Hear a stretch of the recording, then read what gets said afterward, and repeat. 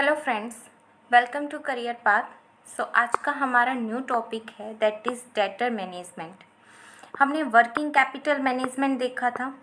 Working capital it means business में daily affairs, जो day to day affairs होते हैं, डे टू डे हम जो खर्चे करते हैं किसके लिए, बिजनेस को चलाने के लिए, जो हम डे टू डे जो हम एक्सपेंस करते हैं वो हमारे वर्किंग कैपिटल में आ जाते हैं। तो हमने वर्किंग कैपिटल को मैनेज करना सीखा था।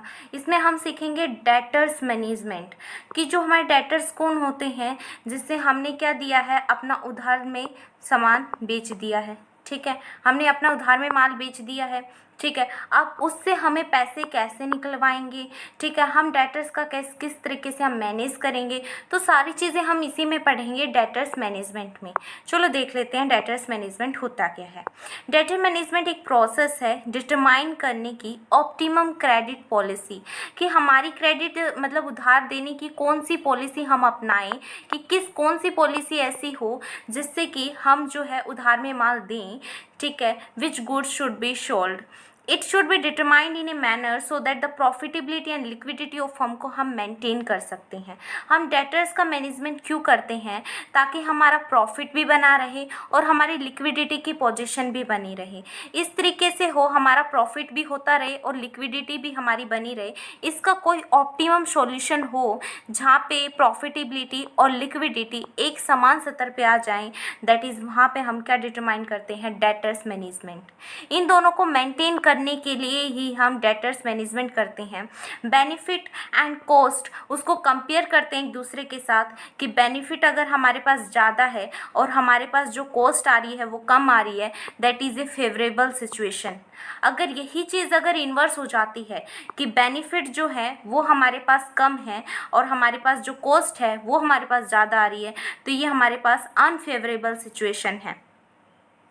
यहाँ पे हम फिक्स करते हैं क्रेडिट पॉलिसी को एंड उसको हम कंसिडर करते हैं। जैसे कि अगर हम डेटर्स मैनेजमेंट की बात कर लेते हैं तो यहाँ पे टू टर्म्स आती हैं, दैट इज़ एक profitability and it is a liquidity position, कि हमारे पास हम ऐसी कोई ऑप्टिमम क्रेडिट पॉलिसी को अपनाना चाहते हैं जहाँ पे हमारे पास प्रॉफिटेबिलिटी एंड लिक्विडिटी जो है वो एक समान आ जाए। इट मीन्स अगर हम ग्राफ बनाते हैं, ठीक है, और अगर हम स्ट्रिक्ट से, यहाँ पे हमारे पास स्ट्रिक्ट है और हम यहाँ पे लिबरल की तरफ अगर हम जाते हैं, स्ट्रिक्ट से अगर हम लिबरल की तरफ जाते हैं, तो हमारी जो प्रॉफिटेबिलिटी है वो देखो यहाँ से, और ये क्या हो रही है, इंक्रीज़ हो रही है। यहाँ से पहले हमारे पास प्रॉफिटेबिलिटी कम थी और ये देन स्टार्ट होगी इंक्रीज़ करना।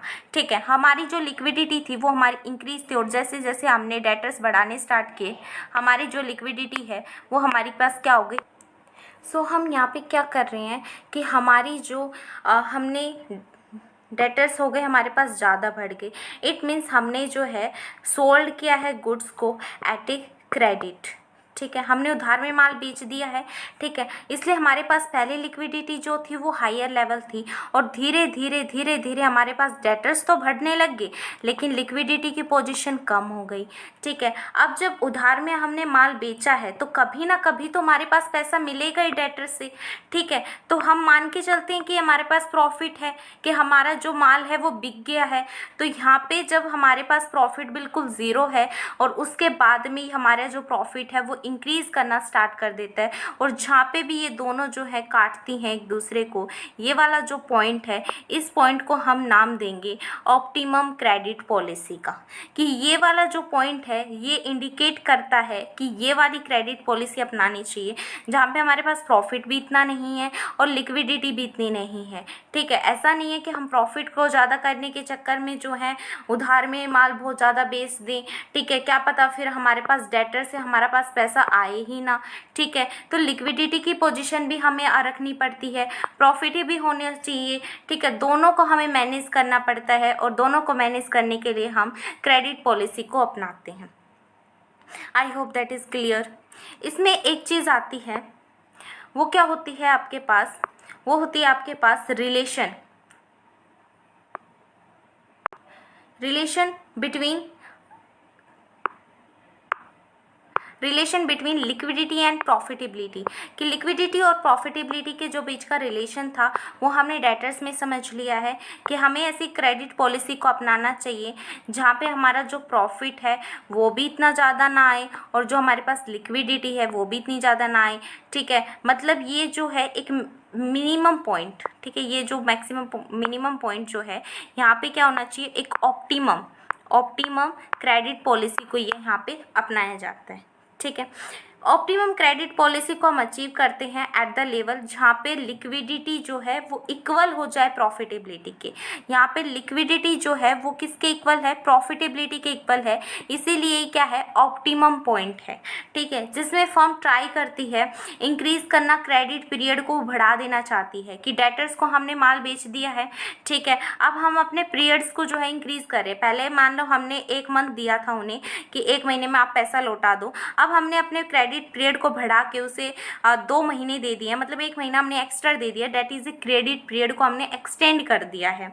इससे क्या होगा, प्रॉफिटेबिलिटी जो है कंपनी की वो भी बढ़ जाएगी। ठीक है, उस पर कुछ ना कुछ तो वो हमें इंटरेस्ट भी चार्ज करेगा, but at the same time पे जो लिक्विडिटी है वो कंपनी की वो कम हो जाएगी क्योंकि कंपनी में पैसा नहीं आ रहा है। ठीक है, हमारे पास सिर्फ गुड्स तो चला गया है लेकिन हम कंपनी में पैसा ही नहीं आ रहा है, कंपनी में मनी नहीं आ रही है, तो कंपनी जो है वो रॉ मटेरियल को एक्वायर नहीं कर पाएगी, रॉ मटेरियल को एक्वायर नहीं कर पाएगी तो फिर मैन्युफैक्चरिंग कैसे करेगी, तो प्रोडक्शन नहीं होगा, कंपनी वहाँ पे जो है वो रुक जाएगी। तो ऐसे स्टेज ना हो, इसीलिए हम लिक्विडिटी को और प्रॉफिटेबिलिटी को इक्वल मान के चलते हैं कि इक्वल होना चाहिए, क्योंकि अगर लिक्विडिटी कंपनी की कम हो जाती है किसके वजह से, क्योंकि हमने फंड्स में ब्लॉकेज हो गई है, कहाँ चले गए हमारे फंड्स, डेटर्स में चले गए क्योंकि हमने उधार माल ही इतना बेच दिया है। ठीक है, और क्रेडिट पॉलिसी जो है वो फिक्स्ड होती है, एट ए पॉइंट तक आपके फिक्स्ड होती है, उसके बाद में दोनों का हम इक्वल करना पड़ता है। ठीक है, तो यहाँ पे ये ग्राफ है जिसमें कि आपको यहाँ स्ट्रिक्ट थी, उसके बाद में आपको लिबरल होती चली गई।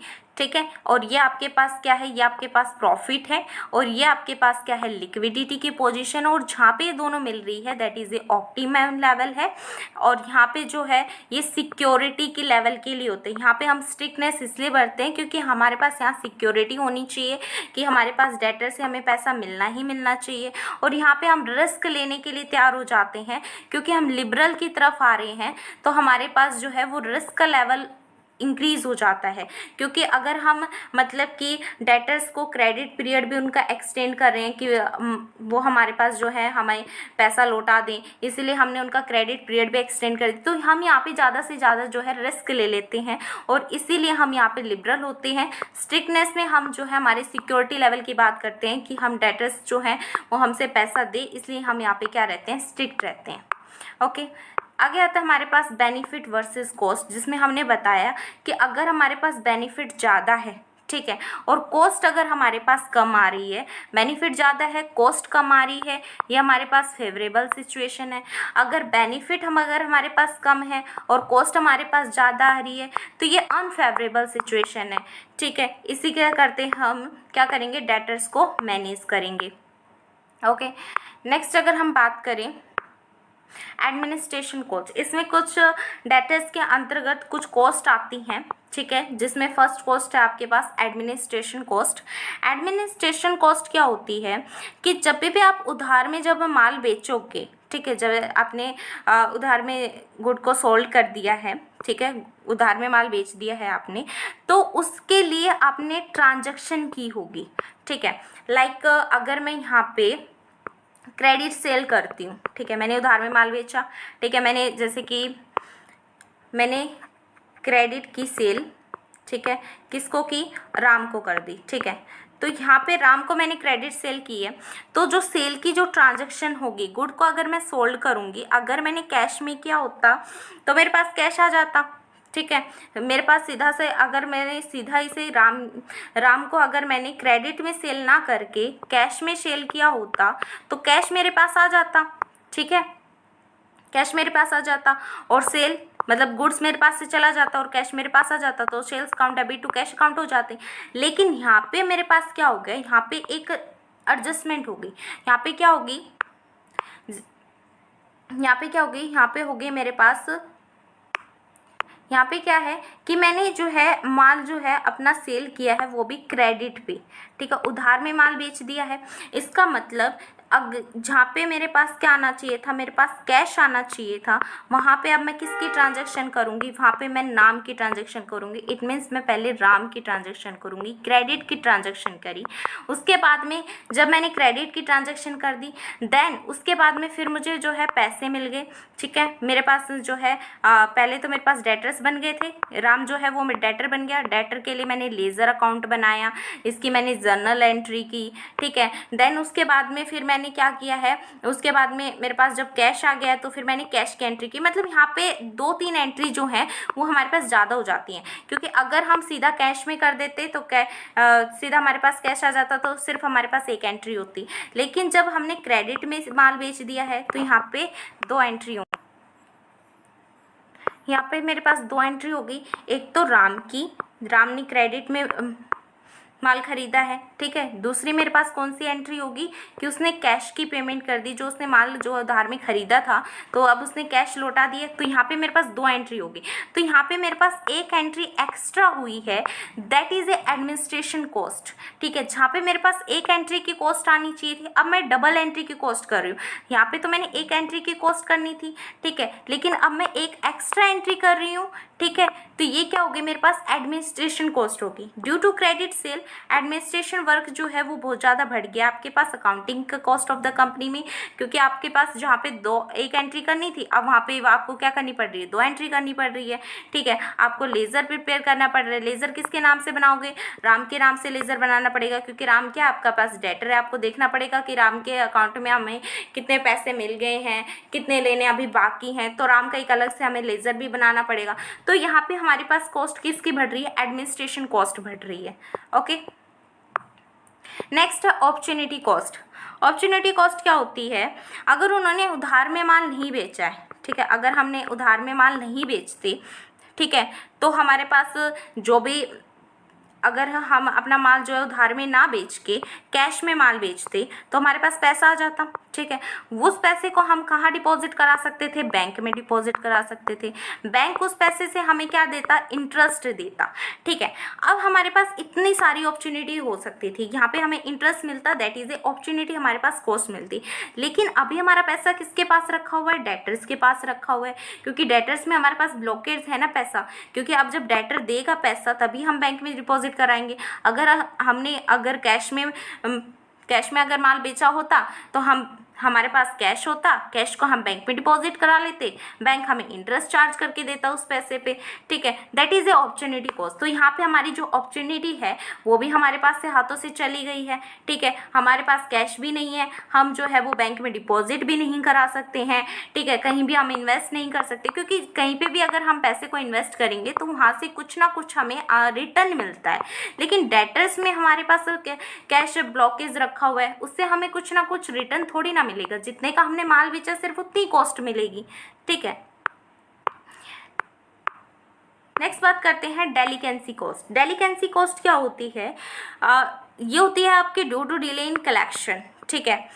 मान लो कि आपके कलेक्शन जो पीरियड्स है उनमें डिले हो गया, ठीक है, तो कंपनी ने ना एक्स्ट्रा कॉस्ट चार्ज कर दी है, उसकी वजह से जो डेलिकेंसी कॉस्ट आती है, मतलब कि सामान के डिले होने पर ये कहता है the cost which has include due to delay in the collection of debtors, ठीक है। मतलब कि आपने जो है डेटर से पैसा कलेक्ट करने में आपके डिले हो गई, ठीक है। आपने डेटर से अभी तक पैसा कलेक्ट नहीं किया up to the due date. Due date जो थी डेटर्स की थी वो 30 मार्च थी, ठीक है। आज जाके 3 अप्रैल हो जाती है, ठीक है। देन आपके पास 3 दिन एक्स्ट्रा हो गए, आपको 30 मार्च तक तो डेटर्स के पास से सारा का सारा पैसा कलेक्ट करना था, लेकिन आपने नहीं किया है।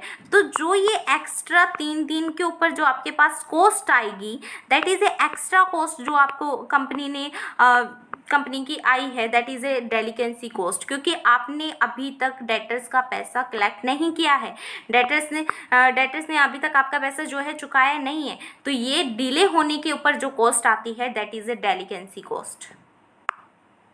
नेक्स्ट होती है default cost. Default cost it means bad debts, bad debts किसके, अगर मान लो डेटर्स जो है वो पे नहीं करता है अमाउंट को, that is a default cost. मतलब कि कंपनी को क्या हुआ है, लॉस हो गया है, मतलब डेटर्स ने पैसा नहीं दिया है, ठीक है। कुछ भी हो सकता है कि डेटर्स जो है वो सॉल्वेंट हो गया है, इंसॉल्वेंट हो गया, कुछ भी हो सकता है, ठीक है। उसमें क्या है, डेटर्स ने तो कंपनी का पैसा नहीं दिया है, ठीक है, उसने माल का पैसा नहीं दिया है, तो कंपनी क्या चली गई है, कंपनी का पैसा क्या है, डूब गया है। जब कंपनी का पैसा डूब जाता है तो हम इसे क्या कहते हैं, बैड डेट्स में पैसा चला गया है कंपनी का, ठीक है, जो कि कंपनी का पैसा कभी रिकवर होगा नहीं है। तो ये ऐसी कॉस्ट क्या कहलाएगी, हमारे पास डिफ़ॉल्ट कॉस्ट कहलाएगी। नेक्स्ट आते हैं method of credit policy. Credit policy के हमारे पास कौन कौन से मेथड्स होते हैं, तो हमारे पास एक जनरल मेथड होता है क्रेडिट पॉलिसी का, जहां कंपनी डिसाइड करती है। जैसे कि एग्जांपल के थ्रू लें तो यहाँ पे 3/18 नेट 45, मतलब इसमें कहता है जो ये 45 है ना, ये कह रखे है कि इतने आपके पास मैक्सिमम क्रेडिट पीरियड्स हैं, मतलब कि आपके पास मैक्सिमम 45 डेज हैं, ठीक है, मैक्सिमम 45 डेज है। और 3 जो है वो आपको परसेंटेज की बात करता है, 3 आपके पास परसेंटेज है। और 18 जो है वो बात कर रहा है कि number of days in which payment is to be made, जहाँ पे आपको जो पेमेंट करनी है, कि आपको कहता है कि आपके पास 45 डेज है, ठीक है, आपके पास 45 डेज किस चीज़ के हैं, डेटर्स को पेमेंट करने के लिए 45 डेजेज है, डेटर्स के पास 45 डेजेज है कि वो आपकी पेमेंट कर देगा। कंपनी कहती है कि तुम अगर 18 दिन के अंतर्गत पेमेंट कर देते हो ना, इन 45 डेज को भूल जाओ, अगर तुम 18 दिन के अंदर पेमेंट कर देते हो तो हम अपनी तरफ से तुम्हें 3% का जो है डिस्काउंट ऑफर करेंगे। कंपनी कहती है अगर तुम 18 डेज के अंतर्गत अगर तुम पेमेंट करते हो तो कंपनी जो है वो अपनी तरफ से 3% का जो तुम्हें है ऑफर करेगी, डिस्काउंट देगी। दैट इज ए, ये जो डिस्काउंट है ये केवल जो 3% का डिस्काउंट है ये सिर्फ 18 डेज के लिए अवेलेबल है, ये आपको 90 to 45 डेज के लिए अवेलेबल नहीं है कि आप 44 वाले डेज पे जा रहे हो और कह रहे हो कि कंपनी तुम मुझे 3% का डिस्काउंट दो। ऐसा नहीं होगा, क्योंकि डेजेस आपको कितने दे रखे, सिर्फ 18 डेज। 80 डेज के अंतर्गत अगर तुम डेप्टर जो है अगर वो पैसा दे देता है कंपनी का, ठीक है, अगर वो माल की पेमेंट कर देता है तो ही कंपनी उसे क्या करेगी, 3% का डिस्काउंट ऑफर कर रही है। कंपनी ऐसा क्यों करती है, ताकि हम अर्ली कलेक्शन कर सके डेटर से। ये कैश डिस्काउंट मेथड का हम यूज़ करते हैं ताकि हम डेटर से जो है वो पैसा कलेक्ट कर सकते हैं। इसीलिए कंपनी क्या करती है, क्रेडिट पॉलिसी अपनाती है। कुछ टाइम के लिए क्रेडिट पॉलिसी मतलब कुछ टाइम की छूट देती है कि अगर 18 दिन के अंतर्गत अगर तुमने पेमेंट कर दी तो तुम्हें 3% का क्या मिल जाएगा, 3% की तुम्हें कैश डिस्काउंट मिल जाएगा।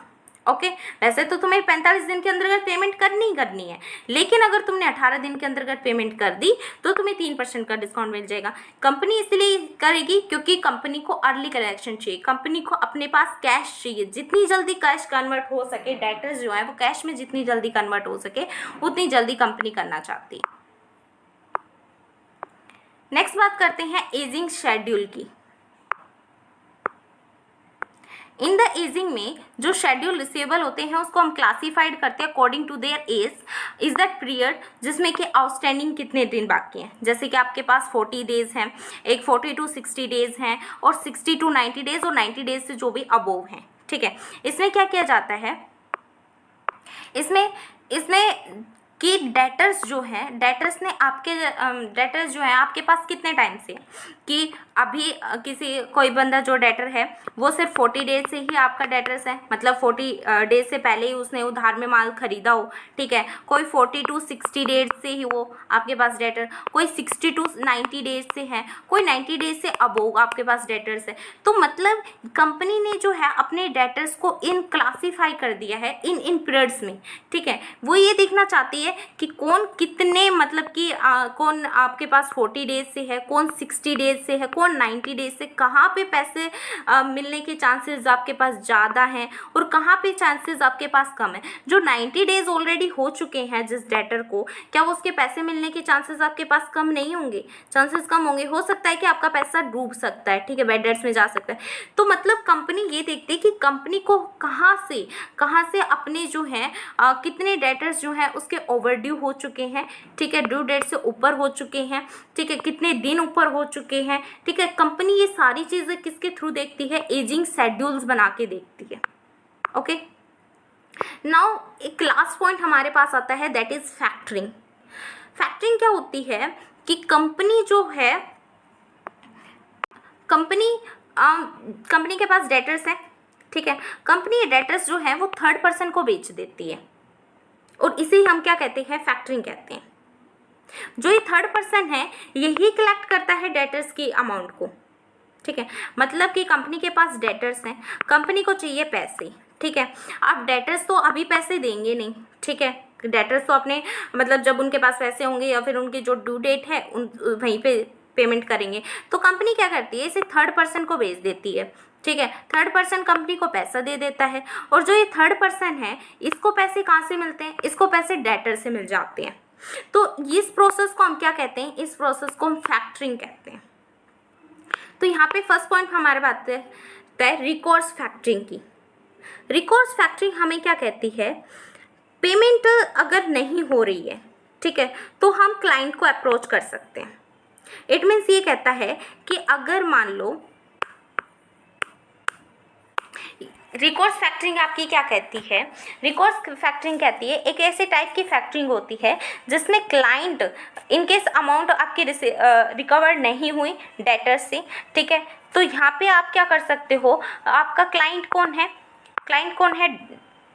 आपकी वही कंपनी क्लाइंट है ना, आपका वही कंपनी क्लाइंट है जहाँ से आपने खरीदा है, डेटर्स को खरीदा है। तो आप उसको अप्रोच कर सकते हो कि भाई देखो, क्लाइंट ने जो आपका जो डेटर्स थे उन्होंने हमसे तो पैसा दिया नहीं है, ठीक है, तो अब आप हमें पैसा दो। तो यहाँ पे क्या हो जाता है? यहाँ पे लॉस होता है आपके पास क्लाइंट का। इट मीन्स ये कैसी फैक्टरिंग है? ये कैसी टाइप की फैक्टरिंग है जिस फैक्टरिंग में आप अप्रोच कर सकते हो क्लाइंट को। अगर आपकी पेमेंट नहीं हो पा रही है, डेटर से आपने रिकवर नहीं किए हैं पैसे, डेटर से आपके पैसे रिकवर नहीं हुए हैं, तो आप सीधे क्लाइंट के पास जाओगे, कंपनी के पास जाओगे जहाँ से आपने डेटर खरीदे हैं, और आप उन्हें कहोगे कि भाई हमारे जो डेटर्स हैं, जो आपने डेटर्स दिए थे वहाँ से तो हमें पैसे मिले नहीं है, तो अब आपकी जिम्मेदारी है, आप हमें पैसे दोगे।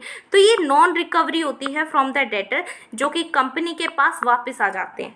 अब कंपनी के पास तो वापस ही आ गए ना, क्योंकि कंपनी क्या करेगी? कंपनी को जो है फैक्टरिंग के पास पैसे देने पड़ेंगे जो कि उन्होंने बेचे थे, अब वापस उनसे खरीदने पड़ेंगे। नॉन रिकोर्स फैक्टरिंग क्या होता है? एक ऐसे टाइप की फैक्टरिंग होती है जहाँ पे हम एज्यूम कर लेते हैं कि सारे के सारे लॉसेज होंगे। मतलब अगर यहाँ पे डेटर्स से अगर उनको पेमेंट नहीं होती है, इनकेस अगर डेटर से उनको पेमेंट नहीं होती है, तो क्लाइंट को अप्रोच नहीं कर सकते, वो उस कंपनी को अप्रोच नहीं करेंगे, ठीक है, that is a non recourse factoring. और जहाँ पे अगर उन्हें डेटर्स की पेमेंट नहीं होने पर जब वो क्लाइंट को अप्रोच कर लेंगे, that is a recourse factoring. मतलब इन्वर्स रिलेशन चल रहा है इनमें कि अगर डेटर्स से अगर उनकी पेमेंट हो जाती है, डेटर्स अपनी पेमेंट कर देते हैं, ठीक है, डेटर्स पेमेंट कर देते हैं तो कोई बात नहीं है, वो फैक्टरिंग में चला जाएगा, ठीक है। अगर डेटर्स ने पेमेंट नहीं की है, ठीक है, और जब हम क्लाइंट को, बंदे ने उसने क्लाइंट को अप्रोच कर लिया, that is a recourse factoring. और जब क्लाइंट को अप्रोच हम नहीं करते हैं, that is a non recourse factoring. Okay, one is confidential factoring. Confidential factoring क्या होती है कि हम ये जो डाटा है कि डेटर्स को हमने थर्ड पार्टी के पास बेच दिया है, ठीक है, कंपनी ने डेटर्स को जो है थर्ड पार्टी के पास बेच दिया, तो इससे जो भी रिलेटेड जो भी डाटाज हैं वो डेटर्स के पास डिस्क्लोज नहीं करना है, ये कॉन्फिडेंशियल रखनी है। डेटर्स को पता नहीं होना चाहिए कि उनको जो है कंपनी ने किसी थर्ड पार्टी के पास बेच दिया है, नहीं, डेटर्स के सामने ये चीज़ें डिस्क्लोज नहीं करनी है, कॉन्फिडेंशियल रखनी है डाटाज को, ठीक है। नेक्स्ट आती है एडवांस फैक्टरिंग। जब हम एडवांस में पेमेंट ले लेते हैं, इस टाइप में क्या करेंगे, क्लाइंट जो है एडवांस में पेमेंट ले लेता है, make the payment immediately at the time of sale. जब उसने बेच दिए हैं किसी थर्ड पार्टी को, जो है अपने डेटर्स जो है वो बेच दिए हैं, तभी वो क्या कर लेता है, पेमेंट ले लेता है टाइम सेल पे at the due date, factor will recover from the debt from the theatre. मतलब ये कहता है देयर आफ्टर